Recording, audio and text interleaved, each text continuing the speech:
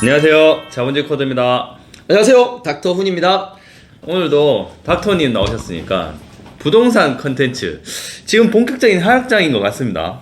네, 이제 그죠? 진짜 하락에 대한 신호들, 시그널들, 자료들, 기사들이 많이 나오는 것 같아요. 그렇죠. 네. 오늘은 어떤 지역에 좀 대해서 말씀해 주실 건가요? 오늘은 많이 하락했다고 언론에 많이 조명되는 곳이죠. 오늘은 인덕원 쪽 얘기를 좀 해보려고 합니다. 아, 그렇죠. 인덕원 제가 제 고객이 있어서 몇 번 찾아가 봤는데 교통도 괜찮고 제가 봤을 때 살기 좀 괜찮은 것 같은데 듣기로는 뭐 한 4억에서 5억 정도 하락을 했다고 최근에 좀 들었거든요. 뭐 대세 하락장이라서 그런 건지 아니면 인덕원만 떨어지는 건지 좀 한번 살펴봤으면 좋겠습니다. 자세히 말씀드리겠습니다. 제가 최근에 들어서 이렇게 하락 분위기에 대해서 말씀을 많이 드리는데 하락했으니까 좋다 이런 개념이 아니라 저의 관점은 계속해서 실거주나 투자자들이 이런 기회를 어떻게 활용하면 되는지에 관해서 말씀을 좀 드리도록 하겠습니다. 지금 전국적으로 난리잖아요. 뭐 전국뿐만 아니라 뭐 서울도 지금 빠지는데 인덕원이라고 뭐 버틸 수가 있겠습니까? 맞습니다. 근데 최근에 뭐 4억에서 5억 정도? 이 정도까지 하락을 했다는데 왜 이런 건가요? 앞서 동탄이나 대구에서 수급 이렇게 뭐 공급이 많아지던 아니면 뭐 2년차 비과세 물량이 많아지던 수급에 대한 얘기들을 많이 드렸었거든요. 네. 가격 결정은 결국에는 수급 또 플러스 하나 더 말씀드리면 심리적인 요인도 굉장히 큰 것 같아요. 인도군도 물론 공급이 좀 예정이 되어 있긴 합니다. 최근에 발표된 정부의 250만 원 이런 공급 물량에 보면 특히 청계 이지구 쪽 임대 물량들이 좀 많이 배정이 되어 있긴 하거든요. 하지만 인도군은 특히나 이런 공급보다는 심리적인 게 좀 큰 게 아닌가라는 생각이 듭니다. 작년에 인도군의 대표 대장 아파트라고 얘기 많이 나왔던 인도군 푸르주 엘센트로 뭐 1700세대 2년 만 이제 3년 돼가는 신축 아파트거든요. 대장 아파트라고 했는데 16억 3천까지도 거래가 됐었습니다. 16억 3천. 네, 부동산은 심리의 영향이 큰데 대장 아파트가 16억 3천까지 끌어올리다 보니까 주변에 조금 오래된 아파트지만 좀 더 역에 가깝거나 학교를 품고 있거나 이런 아파트들도 뭐 거의 12억 13억까지 올라가거든요. 낙수 효과라고 많이 하죠. 대장이 끌어올리니까 키 맞추기를 하기 위해서 올라가는 겁니다. 그렇죠. 근데 과했다라는 거죠. 교통호재나 이런 것들이 분명히 있음에도 불구하고 비슷하게는 광교의 대장 아파트들이 거의 잠실만큼 올라갔던 거 기억나시죠? 네. 근데 편하게 생각해보면 광교의 대장 아파트가 잠실이다. 그냥 일반적인 사람들은 그럼 잠실을 살까요? 광교를 살까요? 잠실 사죠. 예, 마찬가지입니다. 지금 16억 3천까지 올라갔던 그런 기준의 금액을 기준하다 보니까 그렇게 따지면 아무리 교통호재가 있어도 서울도 그 정도 금액이 많거든요. 그렇죠. 16억. 네, 교통호재가 거의 대부분은 결국 서울과의 접근성을 얘기하는 건데 그럴 것 같으면 서울로 눈을 돌리든지 아니면 일기 신도시 중에 뭐 분당이라든지 아니면 판교 이런 쪽으로 눈을 돌려볼 곳이 많이 있습니다.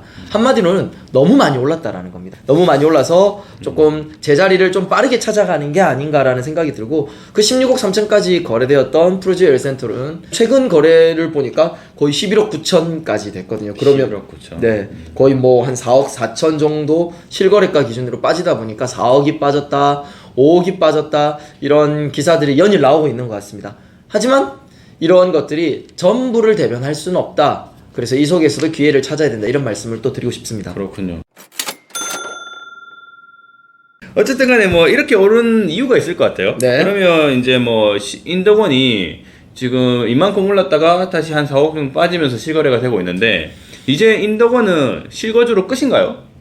아닙니다. 그렇지 않습니다. 인도군의 그러면 가능성에 대해서 좀 말씀을 드리겠습니다. 아까 말씀드린 것대로 16억, 17억까지 올라간 데는 또 이유가 있지 않겠습니까? 그건 있겠죠. 예, 네. 세상에 뭐 공짜 점심은 없다. 맞습니다. 저는 분명히 비싸면 비싼 이유가 있다라고 생각하는데 가장 먼저 교통호재를 들 수 있겠습니다. 제일 핵심적인 역할을 했던 것들이 결국 GTX-C.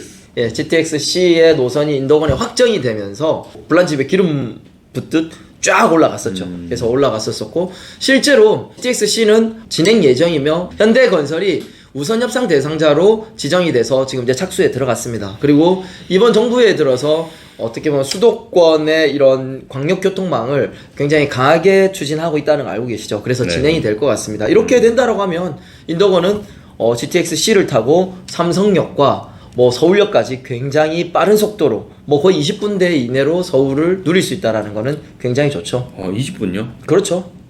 이해가 되네요. 네. 저희도 지금 그쵸. 서울에 서울역- 살고 계시죠? 서울에 사는에도 불구하고 서울역까지 가려면 40분 걸리거든요. 그렇죠. 뭐 서울역까지는 아마 인덕원에서 GTX C를 타면 더 빨리 갈 수도 있을 것 같습니다. 그래서 그렇네요. 가장 강력한 교통 호재 중 하나인 게 GTX C였고요. 뿐만 아니라 인덕원은 지하철 현재 4호선이 지나가고 있거든요. 위치적으로 괜찮습니다. 4호선에 바로 위쪽은 과천이고요.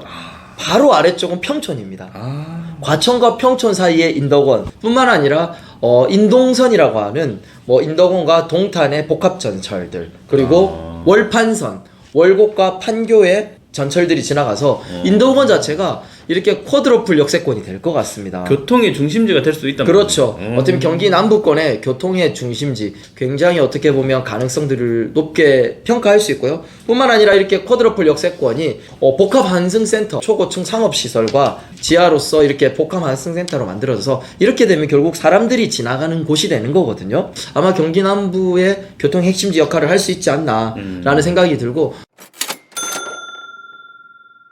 그럼 여기 실거주 하시는 분들이나 앞으로 실거주를 생각하고 들어오시는 분들 굉장히 불안할 수도 있거든요. 어떻게 좀 접근을 하면 좋을까요?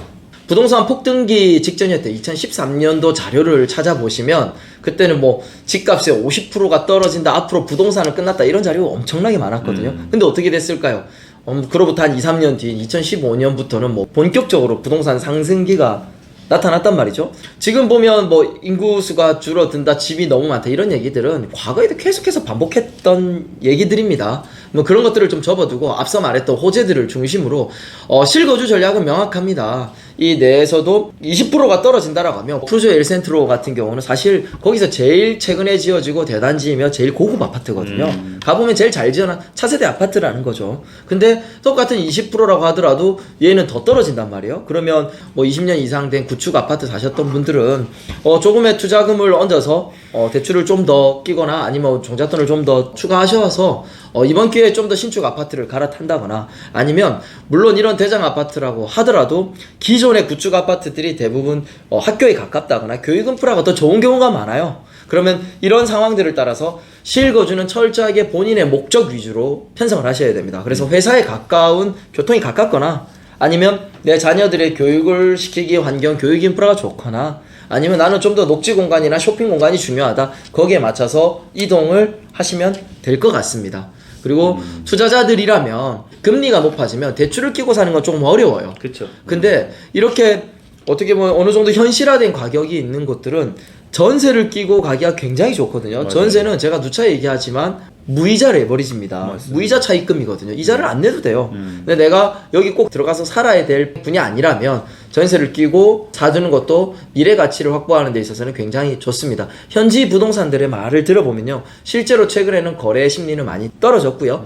이렇게 전세를 끼고 급매로 나오는 것들은 문의가 지속적으로 많다라고 합니다. 그런 갭 투자자분들은 어떻게 보면 항상 기회를 포착한다고 할 수 있죠. 그렇죠. 당장 지금의 규제가 다주택자들 경우에는 아직까지 취득세가 풀리진 않았거든요. 그럼 이런 것들이 풀리고 아마 뭐 흔히 말하는 뭐 조정 대상 지역 이런 것들이 좀 조정되는 시점 아마 내년 상반기나 중순쯤 되면 굉장히 활성화될 가능성이 높습니다. 아, 인덕원 제가 한번 봐야 되겠네요. 제가 요즘에 부동산 하나 더 사고 싶어가지고 뭐 돈은 없지만 계속 그냥 마음만 알아보고 있었거든요. 째려보고 계시는 거예요? 네, 계속 이제 눈을 계속 그 네이버 부동산 열고 호갱노도 보고 계속 보고 있었습니다. 근데 인덕원 되게 관심이 많이 가네요. 정말 각종 호재들로 둘러싸인 이곳을 제가 한번 지켜봐야 되겠습니다. 네. 네, 오늘 아주 이런 것들을 다 갖춘 인덕원에 대해서 한번 알아봤는데요.